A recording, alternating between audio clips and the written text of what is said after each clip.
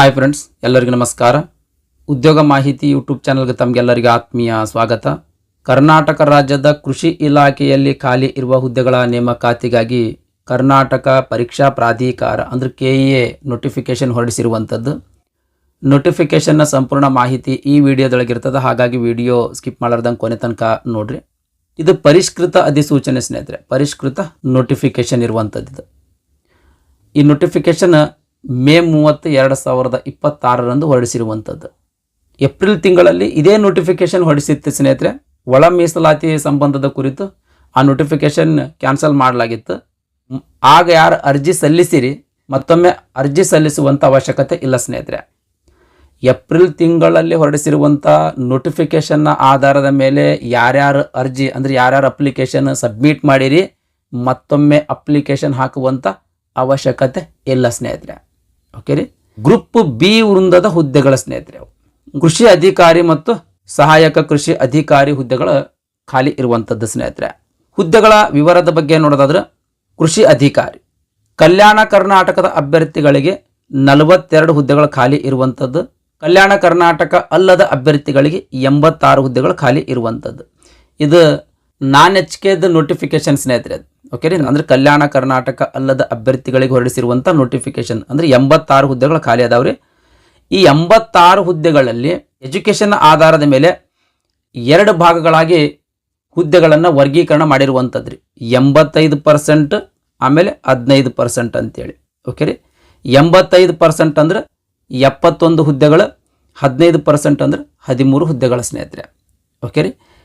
Education ಏನಾಗಿರ್ಬೇಕು, ಈ 85% ಹುದ್ದೆಗಳಿಗೆ ಅರ್ಜಿ ಸಲ್ಲಿಸಬೇಕಾಗಿತ್ತಂದ್ರೆ ಎಜುಕೇಷನ್ ಕ್ವಾಲಿಫಿಕೇಷನ್ ಏನಾಗಿರ್ಬೇಕಂತ ಅನ್ನೋದ್ರ ಬಗ್ಗೆ ನೋಡೋದಾದ್ರೆ, ಕೃಷಿ ವಿಷಯದಲ್ಲಿ BSc ಆಗಿರ್ಬೋದು ಅಥವಾ BSc ಆನರ್ಸ್ ಆಗಿರ್ಬೋದು. ಇವೆರಡರೊಳಗೆ ಒಂದು ಎಜುಕೇಷನ್ ಕ್ವಾಲಿಫಿಕೇಷನ್ ಪಾಸ್ ಮಾಡಿದ್ರಿ ಅಂತಂದ್ರೆ ಈ 85% ಮೀಸಲಿರುವಂಥ ಹುದ್ದೆಗಳಿಗೆ ಅರ್ಜಿ ಸಲ್ಲಿಸ್ಬೋದು. ನೆಕ್ಸ್ಟ್ ಈ ಆಹಾರ ವಿಜ್ಞಾನ ಮತ್ತು ತಂತ್ರಜ್ಞಾನ ಆಗಿರಬಹುದು, ಆಹಾರ ತಂತ್ರಜ್ಞಾನ ಆಗಿರಬಹುದು, ಜೈವಿಕ ತಂತ್ರಜ್ಞಾನ ಆಗಿರಬಹುದು ಅಥವಾ ಅಗ್ರಿಕಲ್ಚರಲ್ ಎಂಜಿನಿಯರಿಂಗ್ ಆಗಿರಬಹುದು. ಇವಿಷ್ಟು ವಿಷಯಗಳಲ್ಲಿ ಯಾವುದಾದ್ರೂ ಒಂದು ವಿಷಯದಲ್ಲಿ BTech ಪಾಸ್ ಮಾಡಿದವರು ಈ 15% ಹುದ್ದೆಗಳಿಗೆ ಅರ್ಜಿ ಸಲ್ಲಿಸಬಹುದು ಸ್ನೇಹಿತರೆ. ಓಕೆ ರೀ. BTech ಎಜುಕೇಷನ್ ಕ್ವಾಲಿಫಿಕೇಷನ್ ಪಾಸ್ ಮಾಡಿರಲಿಲ್ಲ ಅಂತಂದ್ರೆ ಕೃಷಿ ಮಾರುಕಟ್ಟೆ ಮತ್ತು ಸಹಕಾರ ವಿಷಯ ಆಗಿರಬಹುದು, ಅಗ್ರಿ ಬಿಸ್ನೆಸ್ ಮ್ಯಾನೇಜ್ಮೆಂಟ್ ಆಗಿರಬಹುದು, ಕೃಷಿ ಜೈವಿಕ ತಂತ್ರಜ್ಞಾನ ಆಗಿರಬಹುದು. ಇವಿಷ್ಟು ವಿಷಯಗಳಲ್ಲಿ BSc ಅಥವಾ BSc honours education qualification pass ಮಾಡಿದ್ರು ಅರ್ಜಿ ಸಲ್ಲಿಸಬಹುದು ಸ್ನೇಹಿತರೆ. 15% ಹುದ್ದೆಗಳಿಗೆ ಅರ್ಜಿ ಸಲ್ಲಿಸ್ಬೋದು. ಅಂದರೆ ಈ 13 ಹುದ್ದೆಗಳಿಗೆ ಅರ್ಜಿ ಸಲ್ಲಿಸ್ಬೋದು. ಈ ಎಜುಕೇಷನ್ ಕ್ವಾಲಿಫಿಕೇಷನ್ ಪಾಸ್ ಮಾಡಿದವರು ಈ 71 ಹುದ್ದೆಗಳಿಗೆ ಅರ್ಜಿ ಸಲ್ಲಿಸಕ್ಕೆ ಬರಂಗಿಲ್ಲ ರೀ. ನೆಕ್ಸ್ಟ್ ಅದೇ ರೀತಿ ಸಹಾಯಕ ಕೃಷಿ ಅಧಿಕಾರಿ, ಸಹಾಯಕ ಕೃಷಿ ಅಧಿಕಾರಿ ಕಲ್ಯಾಣ ಕರ್ನಾಟಕದ ಅಭ್ಯರ್ಥಿಗಳಿಗೆ 221 ಹುದ್ದೆಗಳ ಮೀಸಲಿರುವಂಥದ್ದು. ಕಲ್ಯಾಣ ಕರ್ನಾಟಕ ಅಲ್ಲದ ಅಭ್ಯರ್ಥಿಗಳಿಗೆ ಅಂದರೆ ನಾನ್ HK ಕ್ಯಾಂಡಿಡೇಟ್ಸ್ಗಳಿಗೆ 586 ಹುದ್ದೆಗಳು ಖಾಲಿ ಇರುವಂಥದ್ದು. ನೋಡ್ರಿ, 586 ಹುದ್ದೆಗಳಲ್ಲಿ 85%, 15% ಇಲ್ಲೂ ಡಿವೈಡ್ ಮಾಡಿರುವಂಥದ್ದು 498, 88. ಎಜುಕೇಷನ್ ಕ್ವಾಲಿಫಿಕೇಷನ್ ಸೇಮ್ ಅದ ಸ್ನೇಹಿತರೆ. ಕೃಷಿ ಅಧಿಕಾರಿಗೆ ಏನು ಎಜುಕೇಷನ್ ಕ್ವಾಲಿಫಿಕೇಷನ್ ಅದಾರೋ ಸೇಮ್ ಎಜುಕೇಷನ್ ಕ್ವಾಲಿಫಿಕೇಷನ್ ಸಹಾಯಕ ಕೃಷಿ ಅಧಿಕಾರಿಗೆ ಇರುವಂಥದ್ದು. ಓಕೆ ರೀ. ಇದಿಷ್ಟು ಹುದ್ದೆಗಳ ವಿವರದ ಬಗ್ಗೆ ಮಾಹಿತಿ. ನೆಕ್ಸ್ಟ್ ಶೈಕ್ಷಣಿಕ ವಿದ್ಯಾರ್ಥಿ ಏನಾಗಿರ್ಬೇಕಂತ ಅನ್ನೋದ್ರ ಬಗ್ಗೆ ಈಗಾಗಲೇ ನಾನು ಎಕ್ಸ್ಪ್ಲೇನ್ ಮಾಡೀನಿ ಸ್ನೇಹಿತರೆ. 85% ಕೃಷಿ ಅಧಿಕಾರಿ ಹುದ್ದೆಗಳಿಗೆ ಯಾರು ಅರ್ಜಿ ಸಲ್ಲಿಸಬೇಕು ಅಂದರೆ ಯಾವ ಎಜುಕೇಷನ್ ಕ್ವಾಲಿಫಿಕೇಷನ್ ಪಾಸ್ ಮಾಡಿದವರು ಅರ್ಜಿ ಸಲ್ಲಿಸಬೇಕು. ಆಮೇಲೆ 15% ಹುದ್ದೆಗಳಿಗೆ ಯಾವ ಎಜುಕೇಷನ್ ಕ್ವಾಲಿಫಿಕೇಷನ್ದವರು ಅರ್ಜಿ ಸಲ್ಲಿಸ್ಲಕ್ಕೆ ಎಲಿಜಿಬಲ್ ಇರ್ತೀರಿ ಅಂತ ಈಗಾಗಲೇ ಹೇಳೀನಿ, ಇಲ್ಲಿ ಕೊಟ್ಟಿರುವಂಥದ್ದು ಸ್ನೇಹಿತರೆ. ದಯಮಾಡಿ ವಿಡಿಯೋ ಪಾಸ್ ಮಾಡಿ ನೋಡ್ರಿ. ನೆಕ್ಸ್ಟ್ ವಯೋಮಿತಿಯ ಕುರಿತು ನೋಡೋದಾದ್ರೆ, ಈ ಹುದ್ದೆಗಳಿಗೆ ಅರ್ಜಿ ಸಲ್ಲಿಸಬೇಕಾಗಿತ್ತಂದ್ರೆ ಕನಿಷ್ಠ 18 ವರ್ಷ ವಯಸ್ಸಾಗಿರಬೇಕು. ಗರಿಷ್ಠ ವಯೋಮಿತಿಯ ಬಗ್ಗೆ ನೋಡೋದಾದ್ರೆ, ಸಾಮಾನ್ಯ ವರ್ಗದ ಅಭ್ಯರ್ಥಿಗಳಿಗೆ ಅಂದರೆ ಜನರಲ್ ಕ್ಯಾಟಗರಿಯ ಕ್ಯಾಂಡಿಡೇಟ್ಸ್ಗಳಿಗೆ 40 ವರ್ಷಗಳು, ಕ್ಯಾಟಗರಿ 2A, 2B, 3A, 3Bಗೆ ಸೇರಿದ ಅಭ್ಯರ್ಥಿಗಳಿಗೆ 43 ವರ್ಷಗಳು, SC, ST ಕ್ಯಾಟಗರಿ 1ಗೆ ಸೇರಿದ ಅಭ್ಯರ್ಥಿಗಳಿಗೆ 45 ವರ್ಷಗಳು. ಈ ರೀತಿ ಗರಿಷ್ಠ ವಯೋಮಿತಿಯಾಗಿರ್ತದೆ. ಈ ಗರಿಷ್ಠ ವಯೋಮಿತಿಯ ಮೇಲೆ ಇನ್ ಅಡಿಷನ್ ಆಗಿ ಏಜ್ ರಿಲ್ಯಾಕ್ಸೇಷನ್ ಕೂಡ ನೀಡಲಾಗ್ತದೆ. ಏಜ್ ರಿಲ್ಯಾಕ್ಸೇಷನ್ ಕುರಿತು ನೋಡೋದಾದ್ರೆ, ಈಗಾಗಲೇ ಸ್ಟೇಟ್ ಅಥವಾ ಸೆಂಟ್ರಲ್ ಗೌರ್ಮೆಂಟ್ನಲ್ಲಿ ವರ್ಕ್ ಮಾಡ್ತಿರ್ತಕ್ಕಂಥ ಎಂಪ್ಲಾಯಿಗಳಿಗೆ 10 ವರ್ಷಗಳು. ಮಾಜಿ ಸೈನಿಕರಿದ್ರೆ ಎಷ್ಟು ವರ್ಷ ಸೇವೆ ಸಲ್ಲಿಸಿರ್ತಾರೋ ಅಷ್ಟು ವರ್ಷಗಳ ಮೇಲೆ ಇನ್ ಅಡಿಷನ್ ಆಗಿ 3 ವರ್ಷಗಳು. ವಿಶೇಷ ಚೇತನ ಅಭ್ಯರ್ಥಿಗಳಿಗೆ ಅಂದ್ರೆ ಅಂಗವಿಕಲ ಅಭ್ಯರ್ಥಿಗಳಿಗೆ 10 ವರ್ಷಗಳು. ಮಹಿಳಾ ವಿಧವಾ ಅಭ್ಯರ್ಥಿಗಳಿಗೆ 10 ವರ್ಷಗಳು. ಈ ರೀತಿ ಗರಿಷ್ಠ ವಯೋಮಿತಿಯ ಮೇಲೆ ಇನ್ ಅಡಿಷನ್ ಆಗಿ ಏಜ್ ರಿಲ್ಯಾಕ್ಸೇಷನ್ ನೀಡಲಾಗ್ತದೆ. ನೆಕ್ಸ್ಟ್, ಈ ಹುದ್ದೆಗಳಿಗೆ ಅರ್ಜಿ ಸಲ್ಲಿಸ್ಲಕ್ ಪ್ರಾರಂಭ ದಿನಾಂಕ ಮೇ 30, 2026. ಅರ್ಜಿ ಸಲ್ಲಿಸ್ಲಕ್ ಕೊನೆಯ ದಿನಾಂಕ ಜೂನ್ 20, 2022. ಅರ್ಜಿ ಸಲ್ಲಿಸಿದ ಮೇಲೆಯೂ ಕೂಡ ಅರ್ಜಿ ಶುಲ್ಕ ಪಾವತಿ ಮಾಡಕ್ಕೆ 2 ದಿನ ಕಾಲಾವಕಾಶ ನೀಡಲಾಗ್ತದೆ. ಅಂದ್ರೆ ಜೂನ್ 22, 2026 ತನಕ ನೀವು ಅಪ್ಲಿಕೇಶನ್ ಫೀಯನ್ನು ತುಂಬಬಹುದು ಸ್ನೇಹಿತರೆ. ನೆಕ್ಸ್ಟ್, ಪರೀಕ್ಷಾ ದಿನಾಂಕ ಕೂಡ ಕೊಟ್ಟಿರುವಂಥದ್ದು, ಅಂದ್ರೆ ಎಕ್ಸಾಮಿನೇಷನ್ ಡೇಟ್ಸ್ ಕೂಡ ಕೊಟ್ಟಿರುವಂಥದ್ದು ಸ್ನೇಹಿತರೆ. ಕಡ್ಡಾಯ ಕನ್ನಡ ಭಾಷಾ ಪರೀಕ್ಷೆ ನಂತರ ತಿಳಿಸಲಾಗುವುದು ಅಂತ ಮೆನ್ಷನ್ ಮಾಡಿರುವಂಥದ್ದು. ಪತ್ರಿಕೆ 1 ಜುಲೈ 26, 2026 ಬೆಳಿಗ್ಗೆ 10:00 ಮಧ್ಯಾಹ್ನ 12:30 ತನಕ ಎಕ್ಸಾಮಿನೇಷನ್ ಇರುವಂಥದ್ದು. ಪೇಪರ್ 2 ಪತ್ರಿಕೆ 2 ಅಂದರೆ ಪೇಪರ್ 2 ಅದೇ ದಿವಸ ಜುಲೈ 26, 2026 ಮಧ್ಯಾಹ್ನ 2:30 4:30 ಎಕ್ಸಾಮಿನೇಷನ್ ಇರುವಂಥದ್ದು ಸ್ನೇಹಿತರೆ. ನೆಕ್ಸ್ಟ್, ವೇತನ ಶ್ರೇಣಿಯ ಕುರಿತು ನೋಡೋದಾದ್ರೆ ಕೃಷಿ ಅಧಿಕಾರಿ ಹುದ್ದೆಗಳಿಗೆ ಪ್ರತಿ ತಿಂಗಳಿಗೆ 69,250 ರೂಪಾಯಿ ಪೇಮೆಂಟ್ ಇರುವಂಥದ್ದು. ಸಹಾಯಕ ಕೃಷಿ ಅಧಿಕಾರಿ ಹುದ್ದೆಗಳಿಗೆ ಪ್ರತಿ ತಿಂಗಳಿಗೆ 65,950 ರೂಪಾಯಿ ಪೇಮೆಂಟ್ ಇರುವಂಥದ್ದು. ನೆಕ್ಸ್ಟ್, ಅರ್ಜಿ ಶುಲ್ಕದ ಕುರಿತು ನೋಡೋದಾದ್ರೆ ಜನರಲ್ ಕ್ಯಾಟಗರಿ ಅಭ್ಯರ್ಥಿಗಳಿಗೆ ಕ್ಯಾಟಗರಿ 2A, 2B, 3A, 3Bಗೆ ಸೇರಿದ ಅಭ್ಯರ್ಥಿಗಳಿಗೆ 750 ರೂಪಾಯಿ ಅರ್ಜಿ ಶುಲ್ಕ ಇರುವಂಥದ್ದು ರೀ. 500 ರೂಪಾಯಿ ಅರ್ಜಿ ಶುಲ್ಕ, 250 ರೂಪಾಯಿ ಪ್ರಕ್ರಿಯೆ ಶುಲ್ಕ ಅಂದ್ರೆ ಪ್ರೊಸೆಸಿಂಗ್ ಚಾರ್ಜ್ ಅಂತ ತೊಗೊಳ್ತಿರುವಂಥದ್ದು. ಒಟ್ಟು 750 ರೂಪಾಯಿ ಅರ್ಜಿ ಶುಲ್ಕ ತುಂಬಬೇಕ್ರಿ. SC, ST ಕ್ಯಾಟಗರಿ 1 ಮಾಜಿ ಸೈನಿಕ ಮತ್ತು ತೃತೀಯ ಲಿಂಗದ ಅಭ್ಯರ್ಥಿಗಳಿಗೆ 500 ರೂಪಾಯಿ ಅರ್ಜಿ ಶುಲ್ಕ ತುಂಬಬೇಕ್ರಿ.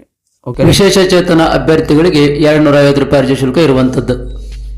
ನೋಡ್ರಿ, ವಿಶೇಷ ಚೇತನ ಅಥವಾ ಅಂಗವೈಕಲ ಅಭ್ಯರ್ಥಿ ಅಂತ ರಿಸರ್ವೇಶನ್ ತಗೊಳ್ಬೇಕಾಗಿತ್ತು ಅಂದ್ರೆ ಕನಿಷ್ಠ 40%ಗಿಂತ ಹೆಚ್ಚಿನ ಅಂಗವೈಕಲ್ಯತೆ ಹೊಂದಿರಬೇಕು ಸ್ನೇಹಿತರೆ. ನೆಕ್ಸ್ಟ್, ಮೋಸ್ಟ್ ಇಂಪಾರ್ಟೆಂಟ್, ದಿನಾಂಕ ಏಪ್ರಿಲ್ 18, 2026 ಅಧಿಸೂಚನೆಯಂತೆ ಯಾರಾದರೂ ಆನ್ಲೈನ್ ಮೂಲಕ ಅರ್ಜಿ ಸಲ್ಲಿಸಿದ್ರಿ ಅಂತ ತಿಳ್ಕೊಳ್ರಿ, ಆಮೇಲೆ ನಿಗದಿತ ಶುಲ್ಕವನ್ನು ಪಾವತಿಸಿದ್ರಿ ಅಂತ ತಿಳ್ಕೊಳ್ರಿ, ಅಂತ ಅಭ್ಯರ್ಥಿಗಳ ಮತ್ತೊಮ್ಮೆ ಅದೇ ವಿಷಯದ ಹುದ್ದೆಗೆ ಅರ್ಜಿ ಸಲ್ಲಿಸುವ ಹಾಗೂ ಶುಲ್ಕವನ್ನು ಪಾವತಿಸುವ ಅವಶ್ಯಕತೆ ಇರುವುದಿಲ್ಲ ಸ್ನೇಹಿತರೆ. ಹೊಸದಾಗಿ ಏನಾದರೂ ಅರ್ಜಿ ಸಲ್ಲಿಸಬೇಕು ಅಂತಂದ್ರೆ ಅಂಥ ಅಭ್ಯರ್ಥಿಗಳ ಹೊಸ ಅರ್ಜಿಯನ್ನು ಸಲ್ಲಿಸಬಹುದು. ನೆಕ್ಸ್ಟ್, ಸ್ಪರ್ಧಾತ್ಮಕ ಪರೀಕ್ಷಾ ವಿಧಾನದ ಕುರಿತು ನೋಡೋದಾದ್ರೆ ಆಫ್ಲೈನ್ ಮೂಲಕ ಎಕ್ಸಾಮಿನೇಷನ್ ಇರುವಂಥದ್ರಿ. ಮೊದಲು ಕಡ್ಡಾಯ ಕನ್ನಡ ಭಾಷಾ ಪರೀಕ್ಷೆ ಅಂತ ತಗೊಳ್ತಾರೆ ಸ್ನೇಹಿತರೆ, ಕಂಪಲ್ಸರಿ ಇದು ಪಾಸ್ ಮಾಡಲೇಬೇಕು. ಇನ್ ಕೇಸ್ ನೀವೇನಾದರೂ SSLC ಅಥವಾ ಹೈಯರ್ ಸ್ಟಡಿ ಒಳಗೆ ಕನ್ನಡ ಭಾಷೆ ಒಂದು ಲ್ಯಾಂಗ್ವೇಜ್ ಆಗಿ ಓದಿದ್ರಿ ಅಂತ ತಿಳ್ಕೊಳ್ರಿ. ಅದೇ ರೀತಿ KA ಅವರು ಅಥವಾ KPSC ಅವರು ನಡೆಸಿರ್ತಕ್ಕಂಥ ಕಡ್ಡಾಯ ಕನ್ನಡ ಭಾಷೆ ಪರೀಕ್ಷೆ ಪಾಸ್ ಆಗಿದ್ರಿ ಅಂತ ತಿಳ್ಕೊಳ್ರಿ. ಅಂಥವ್ರು ಮತ್ತೊಮ್ಮೆ ಕಡ್ಡಾಯ ಕನ್ನಡ ಭಾಷೆ ಪರೀಕ್ಷೆ ಬರೆಯುವಂಥ ಅವಶ್ಯಕತೆ ಇಲ್ಲ. ಇನ್ ಕೇಸ್ ನಿಮ್ದು ಎಜುಕೇಷನ್ ಕ್ವಾಲಿಫಿಕೇಷನಲ್ಲಿ ಕನ್ನಡ ಭಾಷೆ ಓದಿರಲಿಲ್ಲ ಅಥವಾ KPSC ಆಗಿರ್ಬೋದು ಅಥವಾ KAದವ್ರು ಆಗಿರ್ಬೋದು, ಅವ್ರು ನಡೆಸಿರ್ತಕ್ಕಂಥ ಕಡ್ಡಾಯ ಕನ್ನಡ ಭಾಷೆ ಪರೀಕ್ಷೆ ಪಾಸ್ ಮಾಡಿರಲಿಲ್ಲ ಅಂತ ತಿಳ್ಕೊಳ್ರಿ. ಅಂಥ ಅಭ್ಯರ್ಥಿಗಳ 150 ಅಂಕಗಳದ್ದು ಈ ಕಡ್ಡಾಯ ಕನ್ನಡ ಭಾಷಾ ಪರೀಕ್ಷೆ ಬರಿಬೇಕು ಸ್ನೇಹಿತರೆ. ಮಿನಿಮಮ್ 50 ಅಂಕಗಳು ತೊಗೋಬೇಕ್ರಿ. ಈ ಕಡ್ಡಾಯ ಕನ್ನಡ ಭಾಷಾ ಪರೀಕ್ಷೆ ಪಾಸ್ ಮಾಡಬೇಕಾಗಿತ್ತು ಅಂದ್ರೆ ಮಿನಿಮಮ್ 50 ಅಂಕಗಳು ನೀವು ತೊಗೊಳ್ಬೇಕು. ನೆಕ್ಸ್ಟ್, ಕೃಷಿ ಅಧಿಕಾರಿ ಮತ್ತು ಸಹಾಯಕ ಕೃಷಿ ಅಧಿಕಾರಿ ಈ ಹುದ್ದೆಗಳ 2 ಪೇಪರ್ಗಳು ಒಳಗೊಂಡಿರ್ತಾವೆ. ಪೇಪರ್ 1 ಮತ್ತು ಪೇಪರ್ 2 ಅಂತ 2 ಹುದ್ದೆಗಳು ಒಳಗೊಂಡಿರುವಂಥದ್ದು. ಪೇಪರ್ 1 ಜನರಲ್ ಪೇಪರ್ ಇರ್ತದೆ ರೀ ಸ್ನೇಹಿತರೆ, ಇಲ್ಲಿ ಸಿಲೆಬಸ್ ಕೊಟ್ಟಾರ. ಪೇಪರ್ 2 ಸ್ಪೆಸಿಫಿಕ್ ಪೇಪರ್ ಇರ್ತದೆ. ಅಗ್ರಿಕಲ್ಚರ್ದ ಏನು ಓದಿರ್ತಿರಲ್ರಿ ನೀವು, ಅದಕ್ಕೆ ಸಂಬಂಧಿಸಿದಂಗೆ ನಿಮ್ಮದೇ ಆಗಿರ್ತಕ್ಕಂಥ ಒಂದು ಸ್ಪೆಸಿಫಿಕ್ ಪೇಪರ್ ಇರ್ತದೆ, ನಿರ್ದಿಷ್ಟ ಪೇಪರ್ ಇರ್ತದೆ ಸ್ನೇಹಿತರೆ. 2 300 ಮಾರ್ಕ್ಸಿನ ಎಕ್ಸಾಮಿನೇಷನ್ ಇರುವಂಥದ್ದು. ಪೇಪರ್ 1 300 ಮಾರ್ಕ್ಸಿಂದ, ಪೇಪರ್ 2 300 ಮಾರ್ಕ್ಸಿಂದ, ಎರಡಕ್ಕೂ 2 ತಾಸು ಸಮಯಾವಕಾಶ ಇರುವಂಥದ್ದು. 85% ಕೃಷಿ ಅಧಿಕಾರಿ ಹುದ್ದೆಗಳು, ಆಮೇಲೆ 85% ಸಹಾಯಕ ಕೃಷಿ ಅಧಿಕಾರಿ, ಅದೇ ರೀತಿ 15% ಕೃಷಿ ಅಧಿಕಾರಿ, 15% ಸಹಾಯಕ ಕೃಷಿ ಅಧಿಕಾರಿ ಹುದ್ದೆಗಳಿಗೆ ಒಂದೇ ಅರ್ಜಿ ಸಲ್ಲಿಸಿ ಒಂದೇ ಪರೀಕ್ಷೆಗೆ ಹಾಜರಾಗುವ ಅಭ್ಯರ್ಥಿಗಳ ಸ್ಪರ್ಧಾತ್ಮಕ ಪರೀಕ್ಷೆಗಳ ಅಂಕಗಳನ್ನು ಅರ್ಜಿ ಸಲ್ಲಿಸಿ ಶುಲ್ಕ ಪಾವತಿಸಿರುವ ಹುದ್ದೆಗಳಿಗೆ ಪರಿಗಣಿಸಿ ಪ್ರತ್ಯೇಕ ಅಂಕಪಟ್ಟಿಯನ್ನು ಇಲಾಖೆಗೆ ಹಸ್ತಾಂತರಿಸಲಾಗುವುದು ಅಂತ ಮೆನ್ಷನ್ ಮಾಡಿರುವಂಥದ್ದು ಸ್ನೇಹಿತರೆ. ನೆಕ್ಸ್ಟ್, ಈ ಎಕ್ಸಾಮ್ಗಳಲ್ಲಿ ನೆಗೆಟಿವ್ ವ್ಯಾಲ್ಯೂಯೇಷನ್ ಇರುವಂಥದ್ದು ಸ್ನೇಹಿತರೆ. ನೆಗೆಟಿವ್ ವ್ಯಾಲ್ಯೂಯೇಷನ್ ಅಂದ್ರೆ ನೋಡ್ರಿ, ಈ ಎಕ್ಸಾಮ್ದೊಳಗೆ MCQ ಕ್ವಶನ್ಸ್ಗಳಿರ್ತಾವೆ. ಪ್ರತಿ ಪ್ರಶ್ನೆಗೆ 4 ಆಪ್ಷನ್ಸ್ಗಳಿರ್ತಾವೆ. ಅದರೊಳಗೆ ಒಂದು ಸರಿಯಾದ ಉತ್ತರ ಟಿಕ್ ಮಾಡ್ಬೇಕು. ಸರಿಯಾದ ಉತ್ತರ ಟಿಕ್ ಮಾಡೋ ಬದಲಿ ತಪ್ಪು ಉತ್ತರ ಟಿಕ್ ಮಾಡಿರಿ ಅಂತ ತಿಳ್ಕೊಳ್ರಿ.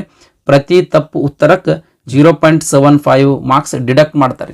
ನೀವು ತೆಗೆದುಕೊಂಡಿರ್ತಕ್ಕಂಥ ಅಂಕಗಳಲ್ಲಿ 0.75 ಮಾರ್ಕ್ಸ್ ಡಿಡಕ್ಟ್ ಮಾಡ್ತಾರೆ ಸ್ನೇಹಿತರೆ. ಇದಿಷ್ಟು ಕರ್ನಾಟಕ ರಾಜ್ಯದ ಕೃಷಿ ಇಲಾಖೆಯಲ್ಲಿ ಖಾಲಿ ಇರುವ ಹುದ್ದೆಗಳ ನೇಮಕಾತಿಗಾಗಿ ಕರ್ನಾಟಕ ಪರೀಕ್ಷಾ ಪ್ರಾಧಿಕಾರ ಅಂದ್ರೆ KEAದವರು ಹೊರಡಿಸಿರ್ತಕ್ಕಂಥ ಅಧಿಸೂಚನೆಯ ಸಂಪೂರ್ಣ ಮಾಹಿತಿಯಾಗಿತ್ತು. ಈ ವಿಡಿಯೋ ನಿಮಗೆ ಇಷ್ಟ ಆಗಿತ್ತು ಅಂದರೆ ದಯಮಾಡಿ ಲೈಕ್ ಬಟನ್ ಮೇಲೆ ಪ್ರೆಸ್ ಮಾಡಿರಿ. ಅದೇ ರೀತಿ ನಿಮ್ಮ ಫ್ರೆಂಡ್ಸರಿಗೂ ಕೂಡ ಶೇರ್ ಮಾಡಿರಿ ಅಂತ ವಿನಂತಿಸಿಕೊಳ್ತಾ ಇವತ್ತಿನ ವಿಡಿಯೋ ಮುಗಿಸ್ತಾ ಇದ್ದೀನಿ. ಧನ್ಯವಾದಗಳು.